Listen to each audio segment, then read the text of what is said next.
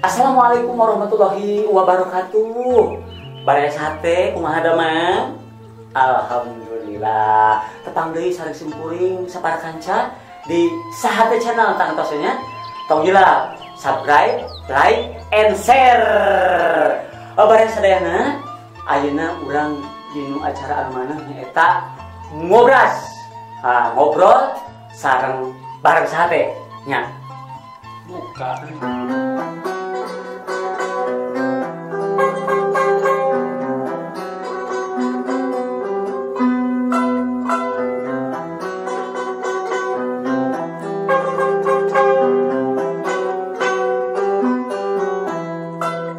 Obrolana urang Sunda anu teu aya nuana silih gonjak silih eledan matak laas katingalna ngobras ngobras ngobras ngobras ngobras ngobrol sareng sahate.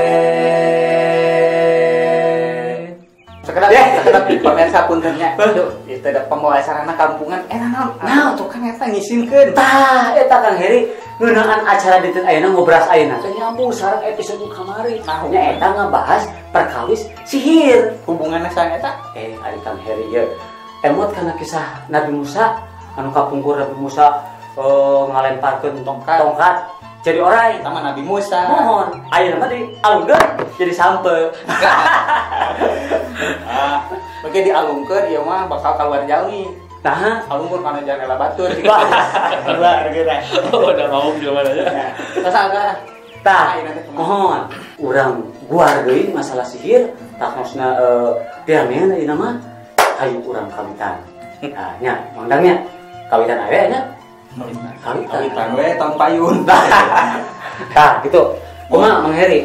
Mun Ustaz si Made emot dina pertemuan kamari teh nyaeta celah-celah anu bakal biasa dilebetkan ku nyaeta setan gitunya Ustaz. Mohon. Nah, terus kumaha tatan katelasan? Iya, bicara tentang sihir ya. Bicara tentang gangguan jin sebetulnya bicara tentang kita ya, tentang manusia. Karena memang yang dihukumi itu adalah manusia. Karena jin, syaitan itu tidak bisa dihukumi kan. Hukum harus dihukumi karena memang mereka sudah mendapat laknat dari Allah. Ya, setelah kasus ketika mereka tidak mau bersujud kepada Adam alaihissalam atas perintah Allah, maka sebenarnya mereka sudah dilaknat oleh Allah, sudah dihukum oleh Allah sampai kapan? Sampai hari kiamat. Nah, maka hari ini yang dihukumi adalah manusia itu sendiri. Oleh karenanya manusia kan memiliki, Allah ciptakan manusia berbeda dengan makhluk yang lain adalah disempurnakan dengan penciptaan akal. Ya. Nah, akal inilah yang harus sesungguhnya kita isi.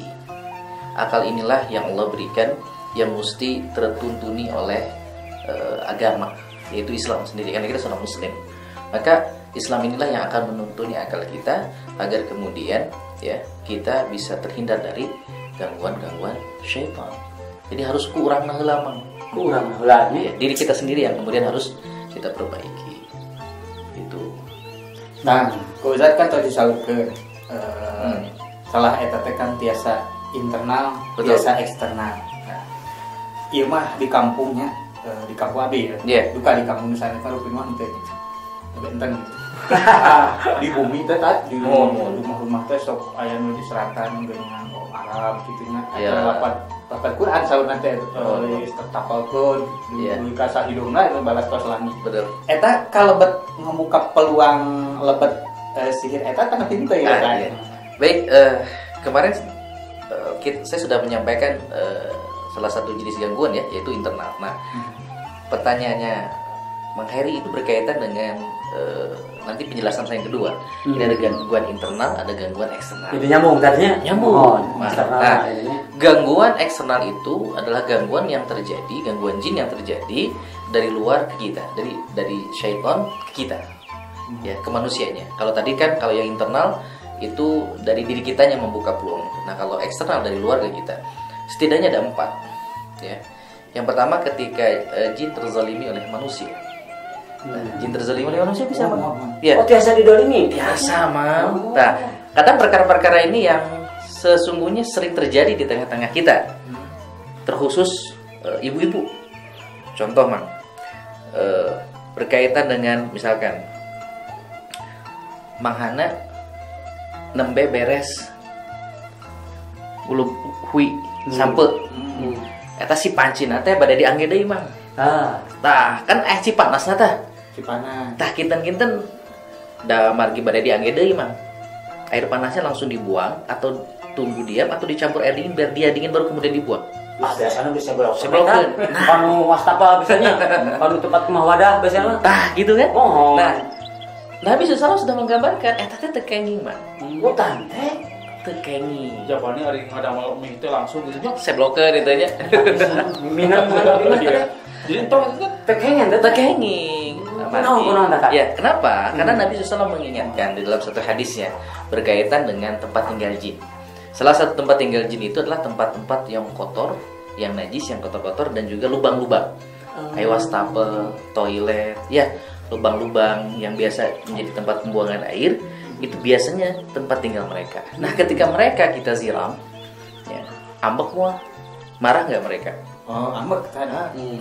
Tong jin lah, mahana kok disiram mainnya disebut. Aduh. Nah, Wani gitu kalau Ustaz. Nah, ini yang kemudian seringkali tidak kita sadari karena banyak kasus yang terjadi, salah satunya dari situ. Ya, satu. Yang kedua, berkaitan dengan jin terzolimi itu seringkali Mang orang teh pamicak sundana mah sok. No? Kalau kita datang ke suatu tempat baru sok Sombra. Tah mungkin pemirsanya tadi tong micin sembarangan kalau sombra. Naon tatar kumaha? Ya. Seringkali kita sompral ya, karena kita merasa ini tempat saya. Padahal Nabi SAW sudah mengajarkan tuh, kalau kita berada di satu tempat yang baru, Nabi mengajarkan doa perlindungan. Ya, apa doanya? A'udzubikalimatillahi tammati min syarri ma khalaq. Makanya seringkali kemudian saya sering banyak dapetin kasus nih Mang, ada orang yang naik gunung, pulang naik gunung teh gering Mang. Ternyata geus nepi ka gunung, biasa ada bangga meureunnya gitaran, ya nyanyi-nyanyi dan sebagainya, tanpa kemudian dia membaca doa perlindungan, makanya diganggu oleh syaitan. Nah, ini kan sering banyak terjadi di tengah-tengah kita. Da saha nu teu ambek tong kitu emang abdi nembe datang ka Bumina Mang Heri ya. Ku motorna gandeng. Oh, ngagrok ambek moal da Mang Heri. Kanten. Coba dede sih. Nah, kurang lebih seperti itu. Nah, oleh karenanya, maka kemudian Nabi mengajarkan doa perlindungan. Ya, nah seringkali hal seperti ini kemudian tidak kita perhatikan ya, ada adab-adab, ada cara-cara yang benar sebagaimana Islam. Makanya memang tadi harus dengan agama ya, harus dengan syariat, harus dengan Islam itu sendiri agar mengatur ya diri kita agar tidak kemudian mudah sekali berdayai diganggu oleh syaitan. Sakedap Ustaz abdi moto. Pan abdi ge kantos eta teh mungkin sapertos anu bisa ke Ustaz. Janten aya bapak-bapak anjeunna kaluwung si malonggong gitu teh acan ka jarak jalmi nilarian hoe ieu. Sauna mah nilas hoe di ditunana teh gitu. Terus mulih ka bumi teh teu damang. Tapi nu teu lami pupus. Iya. Nah, eta ku ustad gitu nu nyareatan gitu nya. Sauna teh ieu teh gangguan menuju kamari angkat ka ditu. Kabadi namanya. Lamun di Kuningan itu kabadi. Kabadi di Kuningan eta mah bahasa. Lain juga bahasa di laut. Katanya di kabadi ngerti. Lain soalnya orang bakal duluan eta teh nahaleres ku jalan eta kitu teh eta memang aya faktor mekanis. Iya. Berkaitan dengan meninggalnya makhluk ya, entah manusia atau bangsa jin, itu bukan karena faktor itu, tapi memang karena sudah waktunya. Ajal ya. Sudah ajalnya. Ya, jadi kita tidak boleh kemudian menghukumi bahwa karena syaitan inilah kemudian syaitan bisa membunuh atau bisa menghilangkan nyawa seseorang, tidak. Ya, ini semuanya atas izin Allah. Jadi sebagaimana yang saya jelaskan sebelumnya ya, bahwa syaitan dalam Quran Al-Baqarah 102 pengaruh sihir itu tidak akan terjadi kecuali atas izin Allah. Jadi bisa terjadi pada diri kita itu karena memang izin Allah. Ya. Nah, bagi kita yang terkena gangguan jin, bagi kita yang terkena sihir, ya, itu adalah dihukumi sebagai pahala ketika kita bersabar. Seperti halnya sakit, ya kan? Ketika kita sakit dijeleleh dengan sakit kita, kemudian kita menerima sakit kita itu dengan jalan sabar, ya, dengan disyukuri, ya. ta'aral mang, ya teman kita ikhtiar untuk sembuh, sungguhnya ada pahala buat kita. Pun juga dengan ketika seorang terkena sihir. Nah itu yang pertama tadi. Nah nanti lanjut ke pertanyaan tadi tentang rumah ya. Nah yang kedua, faktor eksternal yang kedua adalah Tadi lu poin tentang kedua. Oh, masih kedua. Oh. Pertama ketika jin terselimi, kadolim. Pembawa acara hilang. Ya. Pokoknya. Yang kedua, ya, ketika jin jatuh cinta kepada manusia. Nah, Ya sakit bogoh kan kita. bisa kan bangsa jin dengan manusia Allah berikan sama naluri, Allah berikan syahwat, mereka juga berketurunan. Nah, hanya saja ada hal-hal yang kemudian sesungguhnya Nabi sudah ajarkan, sudah contohkan kepada kita agar kita terhindar dari gangguan jin-jin seperti itu. Jin isyak namanya, jin pecinta. Nah, apa saja mah? Manghana badeka upami badeka jamban mah aya doana teh. Aya. Aya. Tapi kadang-kadang maca doa tuh. Guys apa? Oh, itu dibacanya. Padahal doanya sendiri itu kan doa perlindungan sebagaimana Nabi ajarkan ya. Allahumma inni a'udzubika minal khubusi wal khaba'is. Ya Allah, aku berlindung kepadamu dari gangguan jin laki-laki dan perempuan. Kenapa masuk toilet harus baca doa ini?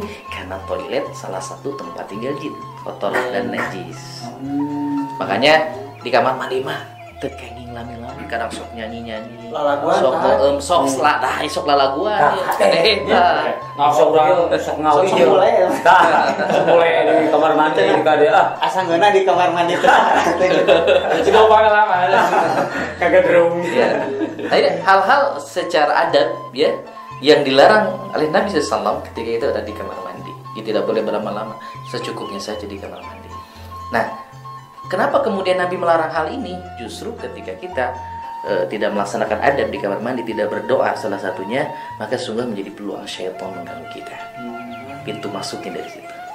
Yang kedua, berpakaian, Bang. Ayo doana, apal tuh mah ada yakin mau apal. Nah, itu jarang ya, teman. Kamu tadi ajarkan. Ya.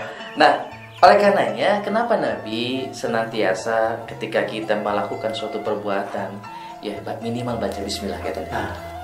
Agar kita berlindung dari syaitan, berlindung kepada Allah, karena memang hanya satu-satunya Allah tempat kita berlindung, ya. Maka kemudian diajarkan doa ini agar kita terhindar dari gangguan itu. Nah, ini berkaitan dengan aurat, man. Jadi kalau cinta itu, ya perasaan cinta itu kan pasti berkaitan dengan fisik, ya.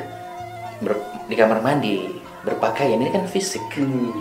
Hal-hal yang secara pandangan itu bisa menimbulkan syahwat. Sama syaitan ketertarikan syaitan juga memiliki hal itu. Nah, yang ketiga, acak mang bercermin. Kade eta saha nu mun ngaca teh lami angkat damal biasana. Pamaket ge aya. Ambiwah segala rupa. Hati-hati ya, makanya secukupnya ya, karena Islam mengajarkan kepada kita untuk jangan berlebihan. Secukupnya saja. Allah menciptakan kaca ya untuk memudahkan kita. Karena Nabi juga berpesan bahwa Allah itu senang dengan keindahan. Maka adanya cermin ya, itu adalah sesuatu hal yang memang Allah sediakan untuk membaguskan diri kita. Ya, tapi bukan kemudian jadi berlebihan. Dan yang terakhir mah dia faktor. Bener pemiku HP mah tiap sebenarnya. Kena kaca kan namanya. Nyendak HP we kieu gitu. Kadang aya mah kieu mah. Cerminnya saking ieu kana ngaca di bumi ngaca lami. Bade nonton patong nyendak kaca. Eta spion angkat kana motor kana mobil ngaca heula, bekokeun turun kitu. Aya. Seueur. Ya, itu salah satu hal. Nah, yang keempat, kita biar pembahasannya cukup. Yang keempat, mang selfie, mang. Tuh HP Luar kita selfie. Sebenarnya hari HP mah kan lain kaca. Ayeuna bahas. Ya, tuh. Memang kasus ini memang baru muncul setelah adanya iPhone. Ya, yang canggih terutama baheula mah da HP teh aya bisa fotoan. Cek istilahna mun aya teh kontemporer. Tah, bikin konten. Nah, kontemporer teh terang. Itu tadi ku pemirsa. Apa teh terang? Aku maaf. Iya. Baca kita. Iya. Nah, patah itu kapan? iya. Kenapa kemudian fenomena selfie ini bermunculan dan ternyata dari situ banyak kasus-kasus. Nah, Dari faktor selfie ini ada dua hal. Yang pertama berkaitan dengan yang namanya penyakit ain. Nah ini nanti pembahasannya harus khusus ya. Ain itu apa? Ain itu pandangan, ya, pandangan hasad. Nah hati-hati nih Mang. Kadang seringkali kemudian kita selfie, ya, menampilkan sesuatu yang kemudian kita lakukan. Misalkan nuju di kafe popotoan, nuju di mana orang popotoan. Padahal kita lupa bisa jadi di luar sana. Ini kan bicara sosial media kan bisa siapa saja melihat kita ya. Kadang walaupun tanpa sosial media, kadang kita tetanggaan kalau kita punya hasad juga jadi penyakit buat kita. Ain ini menyebabkan penyakit pada diri kita, hasad, ya, yang ditunggangi oleh syaitan. Nah, kadang kita ya ketika kita kemudian sering menampilkan kebahagiaan aktivitas kita, segala sesuatu kemudian kita posting di sosial media, itu akan bisa menyebabkan namanya penyakit ain melalui jalan hasad. Karena kita tahu di luar sana bisa jadi ada orang-orang yang mungkin dia tidak mendapatkan kenikmatan seperti yang kita rasakan. Ini bisa mengundang hasad orang lain kepada kita. Nah ini hati-hati, banyak kita yang lupa. Karena karena zamannya sosial media ya, segala sesuatu dipostingkan mak. Nah diupload.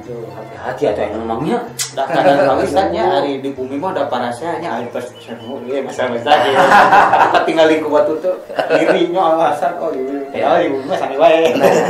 Nah ini bisa menyebabkan hasad, makanya ada yang namanya penyakit ain. Nah penyakit ain ini bisa menyebabkan kepada fisik seseorang. Makanya Nabi SAW dalam sebuah hadis menyebutkan banyak dari umatku ya yang dia tanpa disadari terkena ain, karena ain ini bisa mengisi takdir.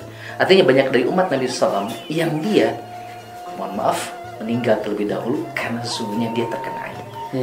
Nah ini jarang sekali dibahas. Tetapi hadis-hadis tentang ain ini nyata dia, hadisnya sahih. Tetapi banyak dari kita yang kemudian jarang dijelaskan perkara-perkara seperti ini. Saya sendiri banyak menangani kasus ain, mulai dari anak kecil ya, mulai dari orang dewasa dan lain sebagainya. Nah makanya kita hati-hati. Nah, karena ini bisa menyebabkan kemudian syaitan itu mengganggu diri kita. Dia lama-lama kan suka sama kita, cinta sama kita. Ya, nah salah satu ciri orang yang disenangi atau disukai atau dicintai jin itu, salah satu cirinya adalah terkadang dia sulit untuk menikah. Sulit untuk menikah. Tadi pertanyaan yang sebelumnya, Mang Aswan, ya kajian sebelumnya, gitu. Kan banyak ada yang sampai usia sekian. Nah kalau sudah ada indikasi seperti itu, ya sarankan untuk diruqyah. Ya. Nah, itu sebagai saatnya ya antar nanti besing urang teh gara-gara naesan di kafe lu batin siapa berarti. Lain dan gue namanya itu toreng. Opat utarnya kasih gua tadinya jadi ayah acar nambah dua dari pemirsa sambung nih dah. Baik, yang ketiga ya, nah tadi pertanyaannya Mang Heri, berkaitan dengan rumah yang ditempeli sesuatu yang tidak ada petunjuk syariatnya. Yang ketiga itu mengundang. Ketika kita manusia mengundang, syaitan datang ke rumah kita. Makanya Nabi SAW mengingatkan dalam satu hadisnya berkaitan dengan rumah nih Mang ya. Nabi memberikan gambaran kepada kita, jangan sampai kemudian ya yang datang ke rumah kita itu, kita kan sebenarnya ingin mengundang kebahagiaan dalam rumah kita itu menghadirkan para malaikat. Nah, tetapi ada hal yang menyebabkan malaikat itu tidak mau masuk ke rumah kita. Kata Nabi, ya malaikat rahmat tidak akan masuk ke dalam rumah seorang muslim yang dimana rumah itu ada 3 hal. Yang pertama ada patung Mang. Alah patung. Kade tah. Ya. Ini bisa mengundang Pak. Wajib makan tukang jahit terus ada patung. Manekinnya. Iya. Yang penting tidak berbentuk misalkan hulunat ayat tanah masih dibolehkan. Yang penting makhluk hidup. Patung, makhluk hidup. Ayat patung katanya. Makhluk hidup. Saya datang. Itu hawatnya panas katanya. Mau pengaruh setan gitu. Ya yang di situ. Ya. Nah, itu yang pertama. Yang kedua lukisan Mang. Nah, patung lukisan. Yang dimaksud lukisan adalah lukisan yang bernyawa. Lukisan bernyawa ya, seperti lukisan hewan, binatang. Kalau lukisan tanaman, pemandangan itu masih dibolehkan para ulama. Karena ada hadis yang lain yang menyebut bahwa Nabi nanti di akhirat ya, ya malaikat akan kemudian meminta kepada kita untuk menghidupkan tuh. Ya, patung tadi menghidupkan juga lukisan-lukisan yang biasa. Mau sama. Nah, dan yang ketiga kata Nabi Sallam, di rumah kita tuh ada, mohon maaf, ada anjing. Nah, selainnya seorang muslim ya tidak melihara hal seperti. Nah, 3 hal ini yang menyebabkan kemudian malaikat rahmat tidak akan masuk ke rumah kita. Kalau bukan malaikat rahmat, siapa yang masuk? Berarti syaitan. Nah termasuk ya mengundang syaitan itu adalah ketika kita melakukan hal-hal di luar syariat. Contoh ya, kami di Abdi Mang di lembur di gunung teh masih sok aya malam Jumat teh sok ngukus mang. Apa ngukus teh? Apa? Sasajen dengan malam-malam tertentu saja. Itu mengundang.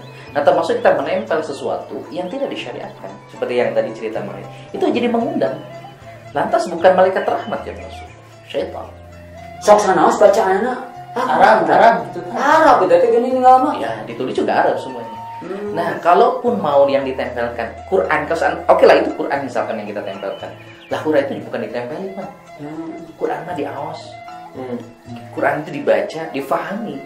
Ya, Quran itu mesti ada di diri kita, di dada kita.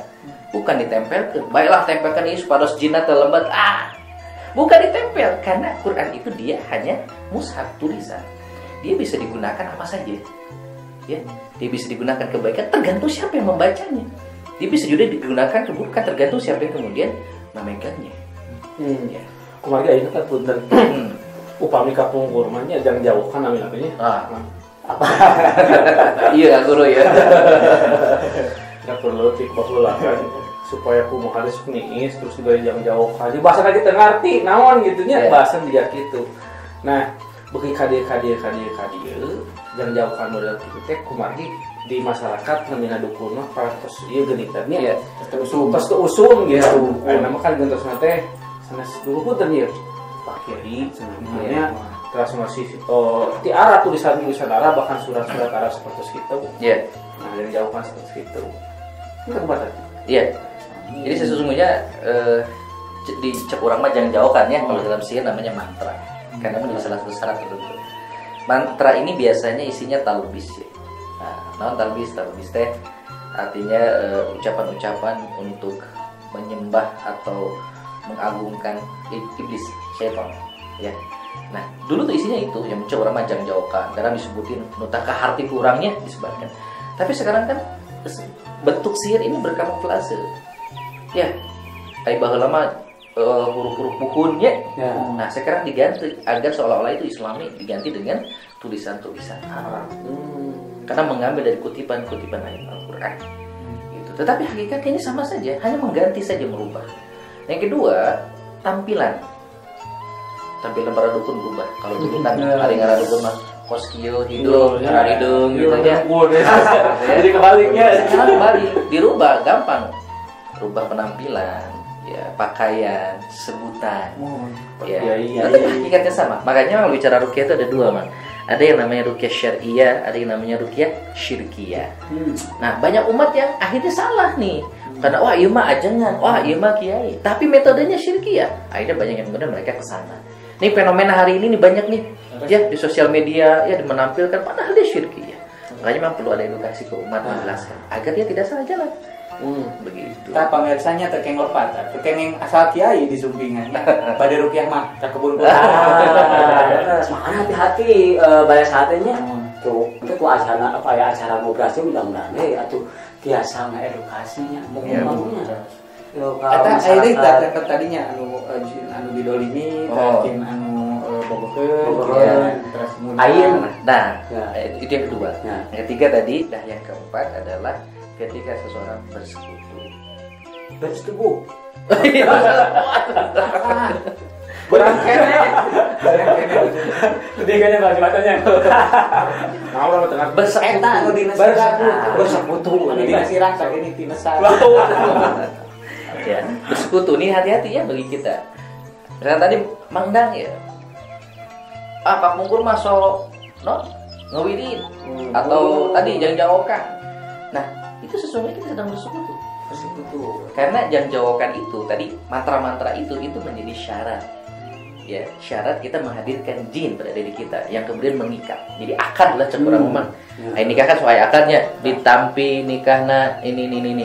Nah, lalu bagaimana akad mereka dengan syaitan? Ya dengan cara kita membacakan mantra-mantra salah satunya, atau mengikuti syariat-syariat yang tidak dicontohkan.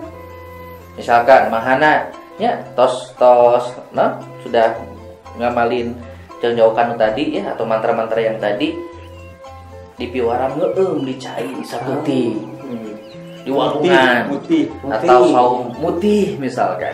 Nah, ini perkara-perkara yang menyelisih syariat. Kan tidak ada saum mutih ya, ada sauma yang wajibnya Ramadan, yang sunahnya Senin Kamis, ya ada Zulhijjah, ya dan lain sebagainya, ada Syawal dan sebagainya. Tetapi ketika ada syariat di luar, ada aturan, ada perbuatan di luar syariat, itulah yang kemudian seringkali dimanfaatkan oleh syaitan.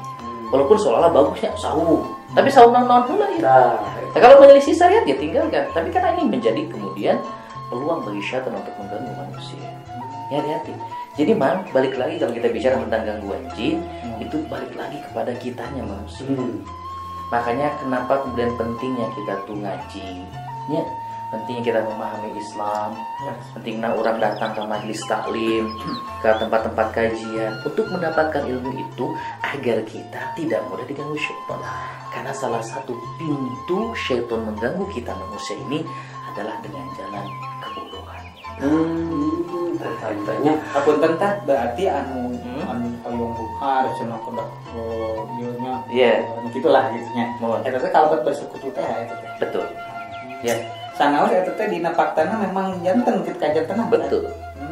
Ya, kan tadi dia kayaknya tetap karena atas izin Allah, tapi ingat itu jadi lain berarti pemicek Islam mana namanya? Istidrot. Udah pinter lah deh. lain kursus di mana? Lain urang teh cici mah di tadi teh ngargepkeun. Gitu. Tah kan Upi omongkeun. Lain pamer sasareannya sakitu modalna namanya jatuh emot. Yen gangguan sihir teh aya dua celahnya. Tadi teh anu episode kamari mohon penonton faktor internalnya disebutkan ngomongkan ayat 7 rupiah saja. Kenapa? Benar. Ayeuna faktor eksternal. Jadi ayat 2 rupiah celah masuknya sihir teh ternyata faktor internal sareng eksternal. Adanya gitu pemasarannya. Tak Ustaz gimana? Upami ieu abdi atau nabi bare sahabat anu nonton sahabat channelnya tinu acara ngobrasi ieu tos keunturepan ku sihir. Ya. Kumaha carana? Bagaimana caranya? Mohon. Pertanyaannya kita kembalikan kepada diri kita.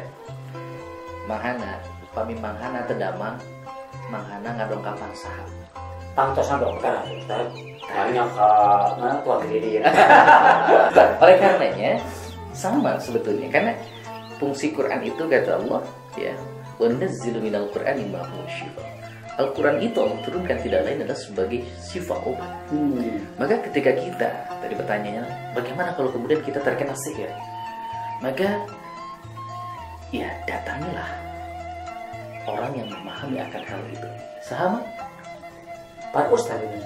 peruqyah. Oh, peruqyah. Karena peruqyah itu sama seperti tadi. Kalau kita sakit kita datangi dokter. Kenapa harus ke dokter? Karena dokter lebih paham akan penyakit. Maka kalau kita terkena gangguan jin atau terkena sihir tadi, datangi peruqyah. Kenapa mereka? Karena mereka lebih paham. Lalu bagaimana hukumnya? Hukumnya boleh. Ada yang sampai kemudian derajatnya sunnah, bahkan ada yang sampai ke wajib. Ya. Lalu bagaimana sampai dia bisa wajib? Kalau sampai misalkan gangguan jin itu menghalangi kita dari ibadah. Ada nih bang, banyak kasus sekarang saya tangani. Ada orang yang sampai ketika dia tiba waktu sholat, pas azan dia mau sholat, itu dia bisa bangun. Ya. Kalau dia sudah tertidur itu kadang subuh itu sulit dibangun. Nah kalau ada orang seperti ini, maka berobatnya datang ke peruqyah atau diruqyah meminta pertolongannya, maka itu menjadi wajib. Karena ketika dia tidak melakukan hal itu, maka dia berdosa karena terhalangi dia dari aktivitas ibadahnya. Jadi wajib buat dia. Ya, kan akan menyebabkan doror yang lebih besar, maksiat yang lebih besar kepada Allah. Nah, itu. Nah, oleh karenanya memang, nah ini harus kemudian ada edukasi ke umat ya. Jangan sampai kemudian tadi salah salah jalan ya. Dan juga nanti ruqyahnya harus dijelaskan. Jangan sampai kemudian ada orang-orang yang